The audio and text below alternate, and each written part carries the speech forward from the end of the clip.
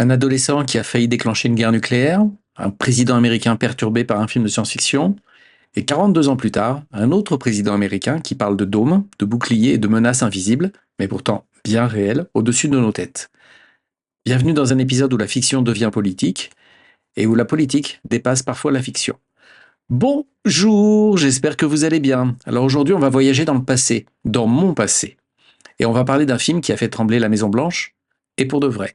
Bienvenue en 1983, j'ai 18 ans, et je vais avec deux camarades de classe, Florence, la plus jolie fille de la classe, et Vianney, un bon ami, au cinéma, sur les Champs-Élysées. Et le film qu'on va voir s'appelle War Games. Et du groupe, en fait, de ma classe, voire de l'école, je suis le seul ou quasiment le seul à savoir déjà utiliser un ordinateur. On est en 1983 et l'ordinateur, c'est encore un truc bizarre pour les matheux. Un an plus tard, j'achèterai mon premier Mac avec l'argent de la bar mitzvah. Alors, c'est quoi exactement War Games et c'est quoi ce film? Un wargame, c'est un jeu de simulation, un jeu de plateau, qui se base sur des faits historiques. Par exemple, les grandes batailles de Napoléon. L'objectif, c'est soit de reproduire les mouvements d'une bataille, soit de se poser des questions si telle ou telle armée avait pris cette colline ou avait battu en retraite. Mais dans notre contexte, en 1983, Wargames, film avec un petit budget en fait, dont le héros, David Lightman, est un lycéen un peu geek avant l'heure, avant que le mot existe. Et il pirate sans le savoir pour jouer un ordinateur militaire. List games.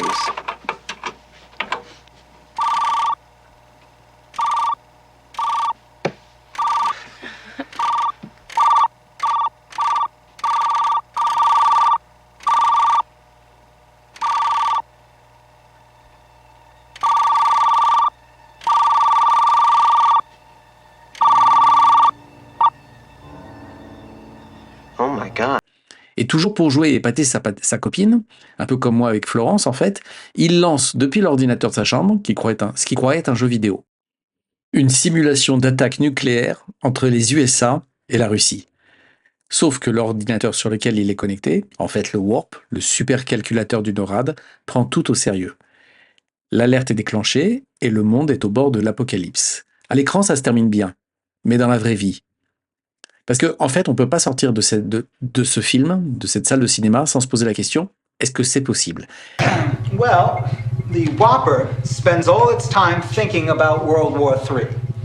24 hours a day, 365 days a year, it plays an endless series of war games, using all available information on the state of the world.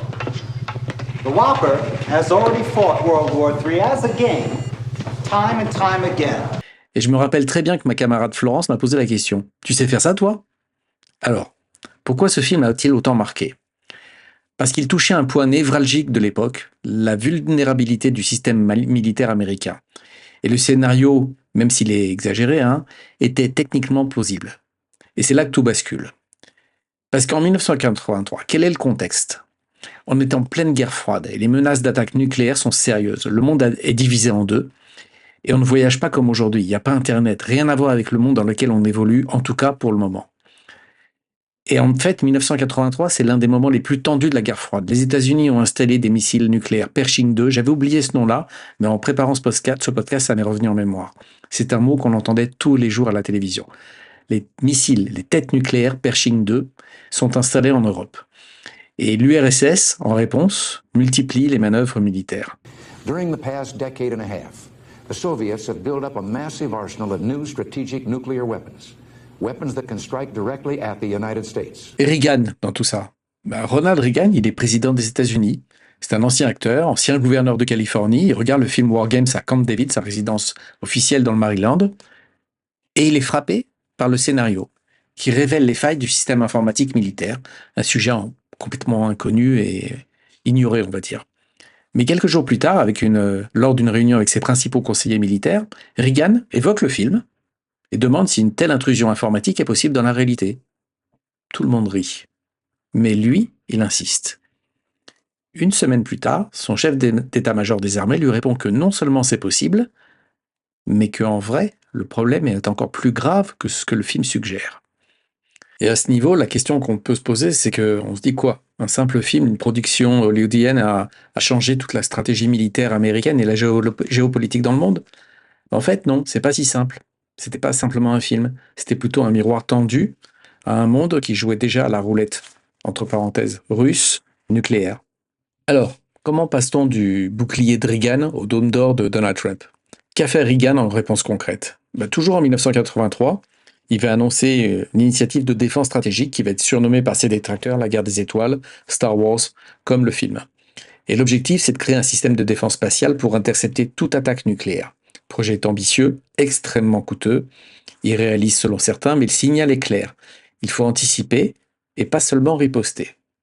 Et Trump, 42 ans plus tard, Trump ne parle pas des étoiles, mais du dôme d'or. Alors, pour l'information, ça n'a rien à voir avec le dôme de fer israélien, Kippat Barzel en hébreu, qui lui gère les missiles de courte portée, qui sont balancés depuis Gaza, le Liban ou le Yémen. L'idée du dôme d'or, bouclier technologique antimissile, qui va être couplé à une infrastructure numérique de défense totale contre des menaces balistiques, cybernétiques, biologiques. Et même si l'expression semble sortir d'un roman de science-fiction, elle a ses racines dans l'héritage réganien. Shall we play a game? Oh. I think I missed him. Yeah, weird, isn't it? Love to. How about global thermonuclear war? Wouldn't you prefer a good game of chess? Later, let's play global thermonuclear war. Fine. All right.